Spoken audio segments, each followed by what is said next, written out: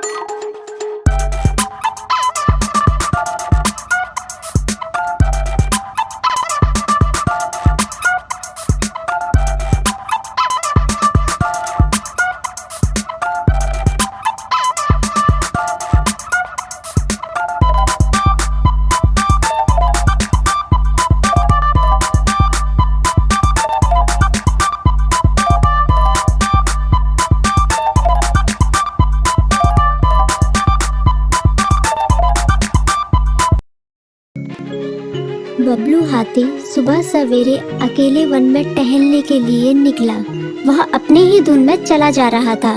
लगता था उसके दिमाग में कोई उलझन है जिसे वह सुलझाने की कोशिश कर रहा था। सड़क पर आगे बढ़ते ही उसके सामने चीकू खरगोश भागा। बबलू का पैर उसके ऊपर पड़ने ही वाला था कि चीकू जोर से चिल्लाया। उसकी आवाज सुनकर बबलू ने अपना पैर पीछे खींच लिया। कहाँ खोए हो बबलू भाई? कहीं नहीं, बस कुछ ऐसे ही सोच रहा था। किस बारे में? तुम जानकर क्या करोगे? शायद मैं तुम्हारी कुछ मदद कर सकूं। तुम तो जानते हो आजकल वन में कितनी चोरियां हो रही हैं, पर चोर का कोई अता पता ही नहीं है। इस बात को लेकर वन के सारे प्राणी चिंतित थे। वे वहाँ खुद को सुरक्षित महसूस नहीं कर रहे थे। अरे चीकू भाई, हम मजबूर हैं। हम चोर को पकड़ ही नहीं पा रहे हैं। वह बहुत चालाक है और अपने काम को बड़ी कुशलता से अंजाम दे रहा है। कहीं कोई सबूत ही नहीं छोड़ रहा। हमारे राजा इस बात को लेकर बहुत चिंतित हैं। यही कारण है कि हम सब इस बारे में सोच रहे हैं। अब तुम मेरी इसमें क्या मदद कर सकते हो? मैं कुछ सोचता हूँ, हो सकता है मुझे कोई उपाय सूझ जाए। प्रयास करने में कोई हर्ज तो नहीं है। तुम ठीक कहते हो चीकू, लेकिन वन के गुप्तचर भी अभी तक इसका कोई हल नहीं निकाल सके। इतना कहकर वे चुप हो गए। बबलू की बातों ने चीकू को सोचने के लिए मजबूर कर दिया। चीकू को उदास देखकर बबलू बोला, तुम अपना मन छोटा मत करो। मुझे अच्छा लगा कि तुमने मेरी परेशानी को समझा। कभी मैं भी इस वन के लिए गुप्तचर का काम करता था। एक बार मेरी टांग टूट जाने से मेरे अंदर फुर्ती नहीं रही। तब से मैंने यह काम छोड़ दिया। चीकू, तुम चाहो तो यह काम दोबारा कर सकते हो। वन के प्राणी ज्यादातर दिन में भोजन की तलाश करते हैं, वे रात को आराम करते हैं। तुम दिन रात दोनों में ही भोजन की तलाश में निकल सकते हो सकता है रात को तुम्हें कुछ ऐसी बातों का पता चल जाए जो हमारे काम की हो। हाँ बबलू, तुम ठीक कहते हो। मैं आज रात को वन में घूमकर इस बात का पता करने की कोशिश करता हूँ। थोड़ी देर बातें करके चीकू अपने बिल की ओर बढ़ गया और बबलू अपने रास्ते चला गया। चीकू के दिमाग में अभी तक बबलू की कई बातें घूम रही थी। उसे समझ नहीं आ रहा था वह बबलू की मदद कैसे करे। दिन भर वह उसी उधेड़-बुन में लगा रहा।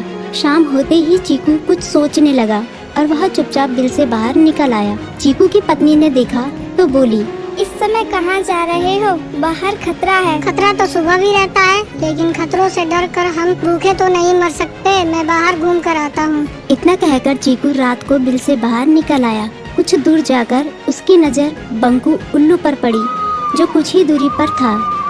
वह पेड़ की डाल पर बैठा अपनी गर्दन चारों तरफ घुमा रहा था। वह तेजी से पेड़ की एक डाल से दूसरी डाल पर उड़ रहा था। बंकू की नजर उस पर नहीं पड़ी थी। कुछ सोचकर चीकू पेड़ के पीछे से बाहर निकलकर थोड़ी खुली जगह पर आ गया और वहां से बंकू उल्लू को देखने लगा। बंकू ने चीकू को अंधेरे में भी देख लिया, पर उसने उसमें कोई उत्सुकता नहीं दिखाई और अपनी गर्दन चारों ओर घुमाता रहा। चीकू बड़ी देर तक बंकू की हरकतों पर नजर रखे रहा।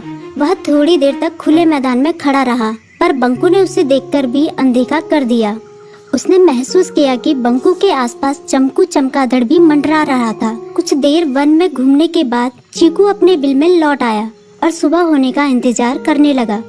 अगली सुबह बबलू उसी रास्ते में जा रहा था। रास्ते में चीकू उसका इंतजार कर रहा था। आज बड़ी जल्दी आ गए बबलू। हाँ, आजकल मुझे चिंता की वजह से नींद नहीं आती। कोई नई खबर है क्या? यकीन से तो मैं नहीं कह सकता, पर मैं तुम्हें ऐसे प्राणी का नाम बता सकता हूँ जो शायद चोरों की मदद कर रहा है। कौन है वो? बंकू उल्लू। इतना कहकर चीकू ने रात की घटना उसे ज्यों की त्यों सुना दी। इसे सुनकर बबलू का माथा ठनका। बबलू की आंखें चौंधिया गई। तुम ठीक कह रहे हो। मुझे आज रात बंकू और चमकू पर नजर रखनी होगी। इतना कहकर वे दोनों अपने अपने रास्ते चले गए। बबलू रात को अपने साथियों के साथ बंकू पर नजर गड़ाए रहा। उसकी संदिग्ध गतिविधियों को देखकर बबलू ने उसे उसके साथियों चंकी और संकी लोमड़ के साथ पकड़ लिया। बबलू ने सख्ती से पूछताछ करनी शुरू कर दी। तुम इस समय बंकू चमकू के साथ क्या कर रहे हो? हम चारों दोस्त हैं, इसलिए साथ बैठकर बातें कर रहे हैं। चमगादड़ और उल्लू की दोस्ती तो समझ में आती है, पर लोमड़ के साथ दोस्ती कैसे हो सकती है? सख्ती से पूछने पर दोनों ने अपना जुर्म कबूल कर लिया और सभी चोरियों के बारे में बताया जो उन्होंने कुछ दिन पहले वन में की थी। बबलू ने उनके चोरी का सारा सामान भी बरामद कर लिया। बंकू और चमकू को अभी तक समझ में नहीं आ रहा था कि वो इतनी आसानी से कैसे पकड़ में आ गए।